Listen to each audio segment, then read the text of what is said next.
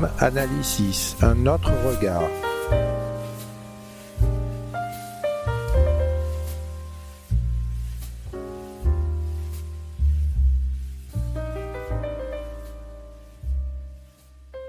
Le 27 octobre 2022, l'homme d'affaires Elon Musk a pu finaliser l'acquisition de la plateforme Twitter. Mais Elon Musk ne se contenta pas alors de célébrer sa réussite, c'est-à-dire le fait de devenir l'actionnaire principal de la compagnie Twitter. Elon Musk demanda aussi aux employés de changer ce que les Américains nomment leur culture de travail. On peut imaginer qu'il y eut alors de la part de ces mêmes employés de Twitter des interrogations, de multiples interrogations. Que pouvait bien signifier Elon Musk avec cette nouvelle culture du travail ? Les employés de Twitter n'eurent pas à attendre longtemps avant d'avoir une réponse précise sur ce point. Elon Musk leur parla d'une, je cite, éthique de travail hardcore. Et il leur fit le discours suivant que je me permets de restituer. Pour bâtir un Twitter 2.0 révolutionnaire et réussir dans un monde de plus en plus concurrentiel, nous allons avoir besoin d'être à fond, d'être à l'extrême, dit-il. Cela signifie travailler de longues heures, à haute intensité, a-t-il poursuivi. Seule une performance exceptionnelle vaudra une note suffisante. Ce discours n'avait malheureusement rien d'étonnant. Il avait au moins le mérite de la clarté. Que signifie pour Elon Musk être employé ? Que signifie être employé par Elon Musk ? C'est consacrer toute une partie de son existence, toute une partie de son temps, à répondre aux exigences d'un travail qui nous est la plupart du temps imposé. Alors cette vision du travail extrême, du travail superlatif, du travail excessif, n'est pas le seul fait des capitaines d'industrie américains. Cette vision devient progressivement l'horizon même de la mondialisation néolibérale. Au Japon existe également cette culture du travail excessif, qui a pour nom karoshi. Karoshi au Japon désigne littéralement la mort par excès de travail et fait référence aux nombreux cas où des individus meurent de maladies qui sont liées au stress, telles que des crises cardiaques ou des accidents vasculaires cérébraux, après avoir travaillé de longues heures sous une pression de plus en plus intense. Elon Musk a exigé des employés de Twitter qu'ils travaillent de très longues heures, parfois jusqu'à 12 heures par jour, ce qui rappelle, bien évidemment, les conditions de travail extrêmes qui peuvent mener au karoshi. Alors l'hypothèse de notre journée, c'est que la lecture de Sénèque, du philosophe romain Sénèque, notamment de son ouvrage « Lettres à Lucilius », cette lecture peut nous offrir une forme d'antidote à cette éthique du surtravail. Alors que nous vivons une civilisation qui valorise justement ce surtravail, c'est-à-dire le fait de travailler de longues heures au bureau ou à l'usine, Sénèque va lui revendiquer un autre modèle. Un modèle qui n'est pas seulement un modèle de vie, mais qui est également un modèle de civilisation. Mais qui est ce Sénèque au juste ? Son nom latin est Lucius Annaeus Seneca. Il est né dans l'ancienne Espagne romaine qu'on appelait l'Hispanie, en 4 avant Jésus-Christ à Cordoue. Il est lui-même un philosophe stoïcien, dramaturge, également homme d'État romain. Sénèque est élevé à Rome et va devenir l'un des principaux penseurs stoïciens de son temps. Il a été précepteur de l'empereur Néron, alors que Néron n'a à peu près que 11-12 ans, et Sénèque va jouir d'une grande influence à la cour avant de tomber en disgrâce. Accusé de complot contre l'empereur Néron, il sera contraint de se suicider en 65 après Jésus-Christ. Alors c'est ce Sénèque qui va nous intéresser aujourd'hui, parce que ses réflexions sur le temps sont fondamentales. Écoutons les conseils qu'il donne à son ami Lucilius, et si j'étais un peu taquin, je dirais qu'il pourrait également donner aux employés de Twitter. Sur l'emploi du temps. Suis ton plan, cher Lucilius. Reprends possession de toi-même. Le temps qui jusqu'ici t'était ravi ou dérobé, ou que tu laissais perdre, recueille et ménage-le. Persuade-toi que la chose a lieu comme je te l'écris. Il est des heures qu'on nous enlève par force, d'autres par surprise, d'autres coulent de nos mains. Or, la plus honteuse perte est celle qui vient de notre négligence, et, si tu y prends garde, la plus grande part de la vie se passe à mal faire, une grande à ne rien faire, le tout à faire autre chose que ce qu'on devrait. Montre-moi un homme qui mette au temps le moindre prix, qui sache ce que vaut un jour, qui comprenne que chaque jour, il meurt en détail. Car c'est notre erreur de ne voir la mort que devant nous. En grande partie déjà, on l'a laissée derrière. Tout l'espace franchi est à elle. Alors Sénèque s'adresse ici à Lucilius et il lui dit en latin 2 choses. La première, si je reprends les termes latins, vindicat te tibi, c'est-à-dire, en quelque sorte, il faut apprendre à te vaincre. Reprends possession de toi-même. Et il dit également à Lucilius, collige tempus, c'est-à-dire recueille le temps. Quel est ce constat de Sénèque, qui est celui de la sagesse stoïcienne ? On te vole ton temps. On te dérobe ce qu'il y a de plus précieux en toi, on te dérobe ton temps.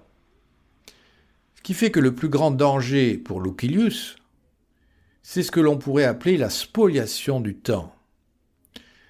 Les Romains étaient en effet souvent engagés dans des activités sociales, activités politiques ou religieuses, qui pouvaient évidemment monopoliser leur temps. Monopoliser le temps de Lucilius, par exemple les cérémonies publiques, par exemple les banquets ou les jeux.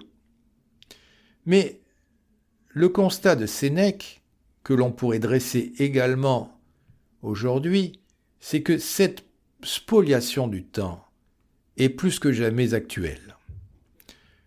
20 siècles après Sénèque, nous continuons à passer des journées entières au travail. Les travailleurs chinois travaillent 50 heures, dit-on, par semaine. Les employés d'Elon Musk sont encouragés à travailler jusqu'à 10 ou 12 heures par jour. Bref, on continue à nous voler notre temps et à nous le dérober. Mais il faut continuer aujourd'hui l'analyse de Sénèque et aller plus loin. Posons à présent la question. Qui est responsable de cette spoliation du temps, de ce vol du temps? Car si le constat de Sénèque fait l'unanimité, nous savons tous que nous perdons ce que nous avons de plus précieux, à savoir notre temps. Qui sont alors les voleurs du temps? Qui est responsable de cette perte de temps? Et ici, on peut dire que nous avons affaire à 2 visions du stoïcisme qui vont s'affronter et qu'il est peut-être bon aujourd'hui de souligner afin de montrer en quoi elles s'opposent. La première interprétation du stoïcisme est ce que l'on pourrait appeler un stoïcisme d'entreprise. Depuis quelques années, en effet, les entreprises ont récupéré, et on pourrait même dire instrumentalisé, Sénèque et le stoïcisme. Les entreprises savent bien, notamment par le travail d'analyse effectué par les cabinets des ressources humaines, qu'il existe chez les jeunes gens un certain ras-le-bol. Car les jeunes générations sont très conscientes de cette spoliation du temps dont nous parlions. Alors l'interprétation des entreprises consiste à dire ceci. Ce n'est pas l'entreprise qui te dérobe le temps de ta vie et de ton existence, mais c'est toi qui emploies mal ton temps. On peut dire que ce stoïcisme d'entreprise est une récupération de Sénèque, qui est catastrophique pour les employés. Pourquoi ? Parce que cette vision consiste à culpabiliser les employés en leur disant ceci. Non, on ne vole pas ton temps, mais c'est toi qui dois apprendre à mieux t'organiser. In fine, le coupable, ce n'est pas l'entreprise ni le management, ce n'est pas une organisation absurde du travail, mais c'est l'individu et l'employé qui n'ont pas appris à bien gérer leur temps. Et il n'est pas impossible, chers auditeurs, qu'on vous gratifie d'une séance de 17h à 19h, séance de formation visant à ne pas perdre son temps.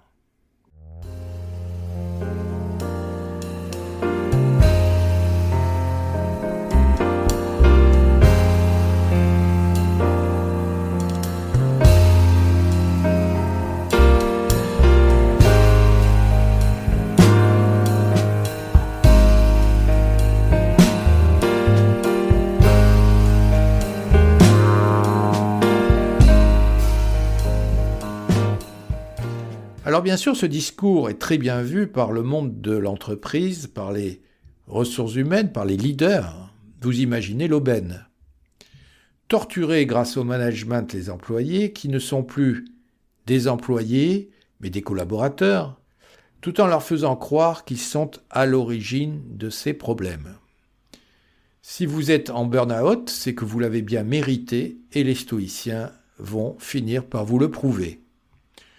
Alors aux États-Unis, certains journalistes mainstream récupèrent un petit peu cette idée, comme Brigitte Delaney avec un ouvrage au titre évocateur « Reasons not to worry, how to be stoic in chaotic times, savoir ne pas s'inquiéter, comment être stoïcien par temps de catastrophe ». Alors cette journaliste récupère, instrumentalise la pensée stoïcienne en répétant à l'infini que nous sommes responsables de la spoliation du temps, mais surtout pas les dirigeants ou les leaders. Il n'y a qu'un pas, mais un pas dangereux, vers une forme de passivité salariale ou syndicale, car si c'est moi qui exagère, et pas le management, vous l'avez compris, il ne s'agit pas de réformer l'entreprise, mais de me réformer moi-même. D'où le succès actuel du terme de résilience dans la prose du New Management. Nous avons affaire ici à une interprétation très tendancieuse du stoïcisme qui tend à transformer la résilience de l'employé en acceptation du système, mais qui est malheureusement reproduite par ces salariés en burn-out qui non seulement souffrent, mais souffrent doublement en se croyant cause de leurs propres maux. Mais il existe une autre interprétation de Sénèque. Car lorsque le philosophe romain s'écrie « On te vole ton temps », il ne fait qu'accuser la négligence de Lucilius, mais il ne fait pas que l'accuser. Certes, nous devons apprendre à gérer notre temps. Nous devons apprendre à chérir notre temps.